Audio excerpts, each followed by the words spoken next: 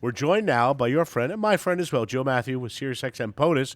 And Joe, Joe! How are you, sir? I didn't realize I was doing the serious part of the show. Joe Mathieu, my man. It's okay. I was just kidding about the serious part, okay? Yeah. Oh, good. Okay, fine. It's Christmas Eve, so it's all right. So all bets are off here in any moment now. Doesn't Joe have the greatest voice ever?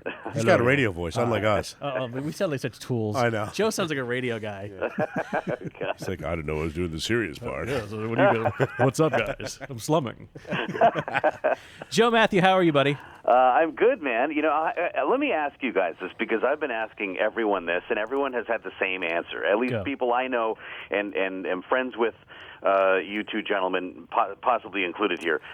It's almost the end of the year, and so I'm asking everybody, what was the year like for you, 2010? Are you excited to have it over? What were the highlights? I don't know one person who has anything good to say about 2010. Wow. Is it just me? I have nothing good. Well, I think personally I have nothing good about 2010. Professionally, it was a pretty good year. Personally, it was an awful year. But yeah, I'll be happy when 2010 is over. That's the idea. Everyone can't wait to say goodbye to this year and bring 2011, because it could only get better from here. So Joe, just give us a flavor. Why are people saying that? Are they qualifying this? Why do you hang around with such miserable people, I know. Joe? Exactly. Are they talking about like politically, professionally, personally? What was so bad? They say more about me than all these other people, but I think it was all of them. I think that people had a hard year. The economy is in the tank. Mm-hmm. It was a political mess. Yeah, I don't care what if you call yourself a conservative or a liberal, you weren't happy with what you had. People don't have any money. People are worried about what's going to happen to their job. They know people who are unemployed, and I think we've pretty much had it. There, the natural disasters. It was just a wacky, sort of pointless year, if you ask me. Yeah, it's interesting because you throw in the natural disasters, you throw in just the weather, you throw in the bombings, you throw in the embassy bombings today. It's just we just need some good news. We had this oil spill. How many times have you heard about ash clouds having to we're all flying around ash clouds everywhere. Right. I've never heard of anything like that before. And the crazy thing about all that is, you hear about all this stuff happening, and we're sitting here going, everything's fine here. You hear about this, craziness going on over in Europe because of an ash cloud either shutting down air traffic. And then I heard the other day there's weather going on over there. It's having this huge impact over in Europe. It's like maybe more this year. We just kind of got a realization that we all Joe and Cameron delude ourselves that we're sort of somehow kind of in control of our own destiny. Right. Maybe this is the year we realized we really aren't controlling this after all. Not to mention the fact that on Drudge there was a story about that we're in a mini ice age. Yeah. I mean, forget about it. Let's hang it up now. God bless Matt Drudge.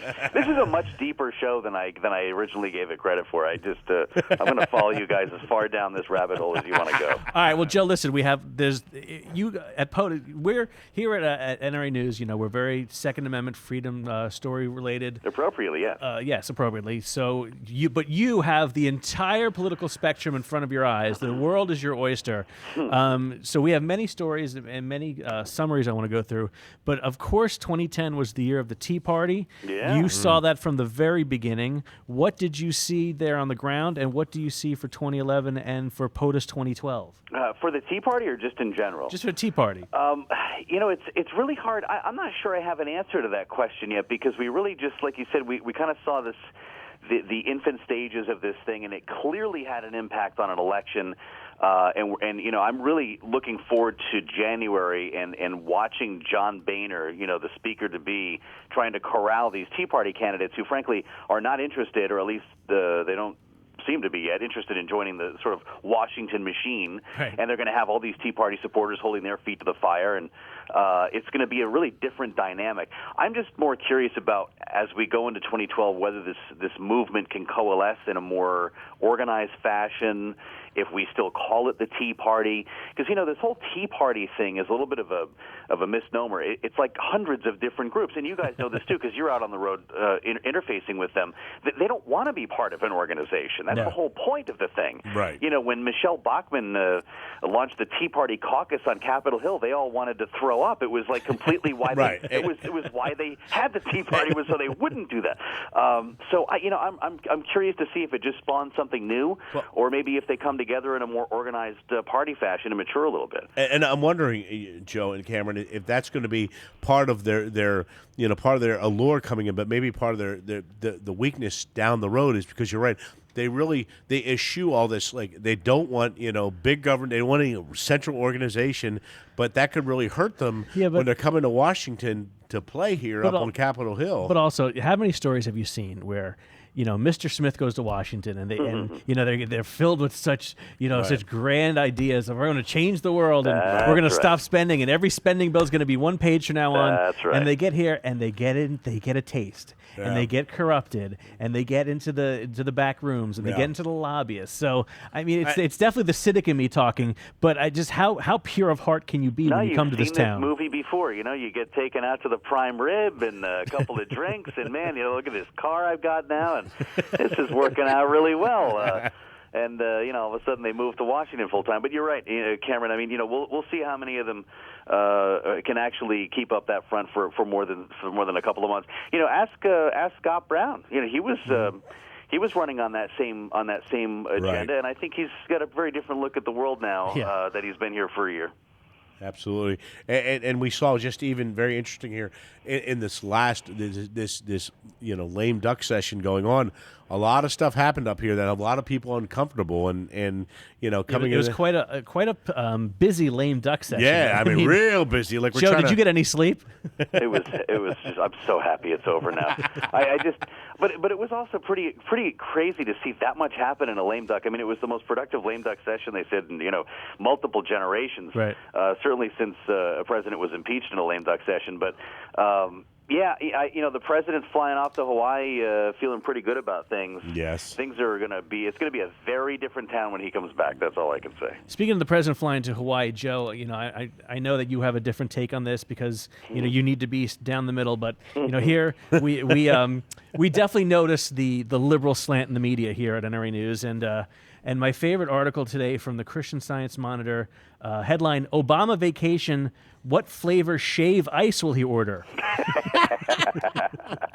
And it's an entire article all about the different flavors. I guess in Hawaii, shave ice is like a thing there. So they talk about cotton candy and bonsai banana and choo choo cherry and Ono orange. No. This is what our press corps talks about. Not to mention the fact that yesterday, which I would almost guarantee you guys aired live, the Obama press conference before he went to Hawaii. Yes, oh man! The first question from Reuters being, "Hey, are you happy that you're the comeback kid?" Are you the comeback kid? Yeah. Exactly. Yeah, that was Miss Bohan there from Reuters. But it's funny. I've actually been put up to writing stories like that in the past when I was doing all news or straight news or whatever you want to call it. And I was speaking of liberal media, I was working in radio in New England at the time in Massachusetts, and more specifically on Cape Cod. And that was when Bill Clinton used to go to the Vineyard every year. Right. Yes. And every year we had to do the story on whether he was going to go to a certain place to get his favorite mango ice cream, and God knows he went every year and he signed autographs and kiss babies and other things, I guess. But I know what it's like to be writing that story. And let's be honest, guys, there is no news. There's not going to be any news now until the new year. Right. And so if you're dispatched on that trip to Hawaii, you're just trying to stay awake right now, to be honest with you. It's like, what flavors are those again? Yeah, exactly. Hand that over. It seems like the press corps first was in love with President Obama, and then they fell out of love with him. And then with that press conference, man, and that lame duck session, Joe, they've fallen in love again. It's like you're reading the AP story. He strode out there, a different man, and they're just like, come here, kiss me. It's like they're back in love again with him. So it'll be interesting to see, like you guys saying, once the next session comes in, because there's a lot of people. There's a little bit of consternation over what just happened with some of the votes that just took place here during this lame duck session. Well, Joe, when you have a signing ceremony for a spending bill that doesn't include Harry Reid or Nancy Pelosi, you know it's going to be an interesting 2011. Boy, isn't that for sure? And it was interesting as well at that news conference yesterday to see them. it was kind of I don't want to say the wrong thing. It was kind of a shabby setting, frankly, for a presidential event. It did look kind of like a high school gym almost. Well, it was. It was in the auditorium Okay. next door in the executive office building. You know where that is, Cameron, because normally you're in the White House, you're in the East Room probably, very or in regal. the briefing room, Right. And they went across and the reason why they've been doing all these events over there with the president standing in front of this blue drape and pipe deal in like a gym is because there's so many Christmas decorations in the White House they can't use any of those rooms, and it ended up being like a really heavy news period, and they can't go in there and use them, so they got to go across the street and all this stuff into the auditorium. But yeah, I think they're probably glad to have this year over as well. All right, so this year we Time Magazine named Mark Zuckerberg their Person of the Year. Which is so just beautifully ironic. Of course. The man who's ruining the magazine industry gets the cover of the thing. Yes, exactly. But if you were running a POTUS magazine, who's the political man or woman of the year for you? Well, I'm glad you asked me that because I have been forwarding this. I have two answers to that. One of them is serious and one of them is not serious, and I do this every year because I hate the man of the year, person of the year thing. I hate it. Wait, did you like it when the man of the year was you? Oh yeah, come on. Can we just stop this whole thing now? And I have to be reminded every year that Hitler, okay, we understand all of that. But but my non-serious answer is Al Roker. Because I think Al Roker should be the man of the year, and he's a horrifying individual. But wait, hold on a second. Stop right there. Why? I've never talk about you're asking people about how they feel about something. I've never in my life heard a bad word about Al Roker. Everybody loves Al Roker. You're gonna get it now. I think that's why. I think that's why I want him. That's why I feel that way. I also say a lot of things about Sully Sullenberger just because it gets people upset. Because he does hate America, and you might not know that, but he's an anti-American. I did not know that. Yeah, Wow. absolutely true. But my actual man of the year, if there was a POTUS man of the year or a person of the year, I think is what I should probably refer to it as, it would be Thad Allen, the incident commander for the Gulf oil spill, who was also the incident commander going back to Katrina and a number of other horrible disasters that we have dealt with. Wait, not horrible disasters that President Bush has caused, apparently. Yes, all of them. Katrina and the oil spill are both Bush's fault when you ask a lot of people. Them, yes. Where is the rim shot? Yes, he's just a genuinely an incredible American. He was supposed to be retired. He's the Coast Guard commandant, and he stayed on to do this. He was the guy up there doing that briefing every day. Yep. With the really technical thing, talking about the annulus and the drill and those other really sort of weird sounding things. And I had a chance to sit down with him this year, along with many, many other reporters who interviewed him. And I just think he's one of those incredible guys. Much older than I am, but could still kill me with his bare hands, and he would be my person of the year. Where on this list? Okay, let's say you had to have a list now. Where on this list is Sarah Palin for you? As a person of the year? Yes. Pretty. Frankly, I would say pretty high because I think that she really had an ability to affect the outcome of this really important midterm election cycle. Right. That doesn't mean that I'm going to tell you that she's going to be running or be the nominee in 2012. Because I don't really buy a lot of that talk either. And Cameron, you were covering the real first throes of the Palin machine with me back in 2008, and we were kind of blown away by all of it as it was happening. But the Mama Grizzly thing and the Twitter and Facebook endorsements turned out to be pretty powerful. Yeah. And she did lose a few. She took some real long shots. Let's say she didn't bat 1,000. There were some some misses. Absolutely, there were some big misses. I mean, you just have to go to Delaware. There are a couple of them, or go to Alaska itself. Yeah. But the fact that she was folded into that conversation at every turn, I think, would have to make her, pretty high ranking on that list. All right, so we're talking about 2012. We're talking about the beginnings of the election. One of the most interesting things that I found recently was that CNN and the Tea Party have agreed to air a debate together. Yeah, I couldn't get over that. And you'd think CNN, the high and mighty CNN, we don't get into bed with the left or the right. Yeah. But here we are with the Tea Party doing a debate, and you know better than I do. Sometime this spring, I don't know what month it is, but coming up very soon. Yeah, I think it'll be one of the first ones. I think the first will be at the Reagan Library. I was really thrown off by that, Cameron. I don't get it. First of all, it was the Tea Party Patriot, the Tea Party Express, I think it was. Tea Party Express, I think. Which is its own, it's its own group. Who can keep track? The Tea Party umbrella. I'm not really sure even what that means. But it's like, well, what do they have an office? Like, who are you? Are you? Did you have a meeting? Is there? Yeah, is there a contract? That's the thing. Who do you call? Yeah, Who's the contact? I don't even understand. And what is CNN going to get out of that? I I actually do not understand that. Yeah. It just brings me back to what I was saying before. This is a disorganized band. That's what makes it a grassroots effective thing. You're going to like you remember when CNN did the thing with YouTube? Yep. Wasn't that sort of like the end of YouTube? Yes. I don't know. I don't know if that's a good thing to be co-sponsoring a debate with CNN. That definitely was their jump the shark moment. Yeah, right. I think it was. Where's the snowman when you need him? All right, Joe. So coming up next year, what do you think are going to be the big political stories we're going to be looking at in 2011? Well, it's going to be figuring out a budget because the Dems just had that pulled right out from under them in September, in the Senate rather, in December, and it sounds boring when you start talking about a budget, but there's a lot of stuff in there that's going to be really difficult to work out. The one thing I think that we won't talk about as much in 2011 is the actual presidential campaign because it's going to be a Republican primary season, and they want to wait as long as they can to jump in. You're going to see guys like Newt and Haley Barbour and others who putting off that decision until the very, very last minute, and it might be till the very end of the year.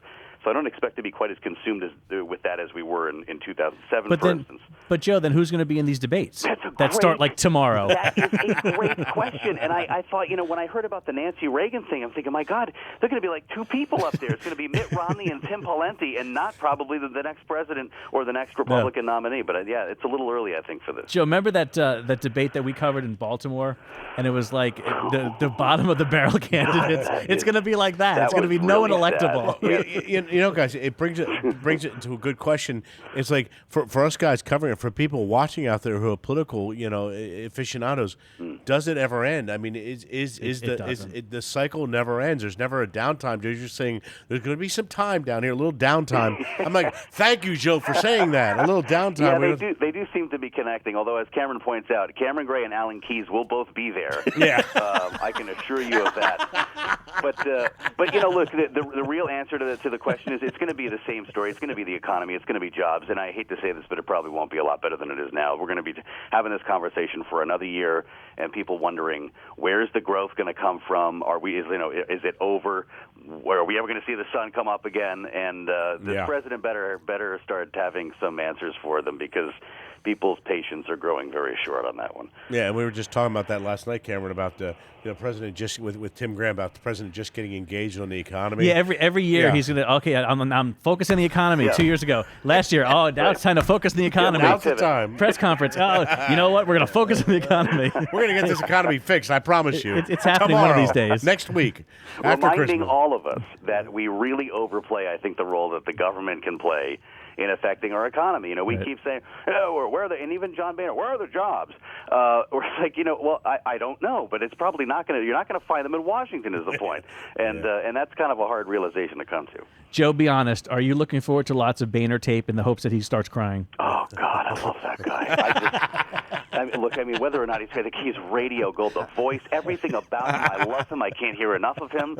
And the crying, and it makes me feel good as a sensitive man. I just want you to know this. You are a sensitive man. A very manly show. It makes me feel a little better about myself, I have to admit. I'm a little, feel a little easier crying in front of the people. Wow. That is good. All right, Joe, we're going to let you go. But just so you know, just internally, yes. In the next hour, I know you're on vacation and you're not in the area right now, but if you get on the website and watch it in the next hour, John Popp and I interviewed G. Gordon Liddy. Oh, no, is that right? Yes. Is he coming in? No, we taped it earlier today. Yep, Joe was an old fan of the G. Gordon Liddy show. I know. Cool. I know you'd appreciate that, and that was my way of pre-selling the interview, but we'll be talking to him. It's like nothing ever changed. It was a time warp and a time machine to 1996. We did 88 miles in the DeLorean, and we talked to him. Yes, Cameron, it is I, G. Gordon. It is I. I cannot wait. I'm going to get in front of a computer right now. So stay up late for that, Mr. Mathieu. I will load my weapon as well. Joe Mathieu, Sirius XM POTUS. Thank you, sir. You have a great, Joe, wonderful Christmas. Where can we find the channel? What channel numbers? On Sirius, it is 110. On XM, it is 130. So we're in the neighborhood, and just great to be on with you guys. Don't turn it on yet. Maybe after our show, you could turn it on. There you go. That's right. Whenever this program is done, you come on over. We'll be there when they're done. 144, cool. 166 right now. Keep it locked in. It's like the Jets and the Sharks. 110 versus 144. That's right. We'll get you 110. Don't you forget it. You guys are awesome. Merry Christmas, and thank you for having me. Merry Christmas, Joe. We'll talk to you in the new year. Thank you very much. See you.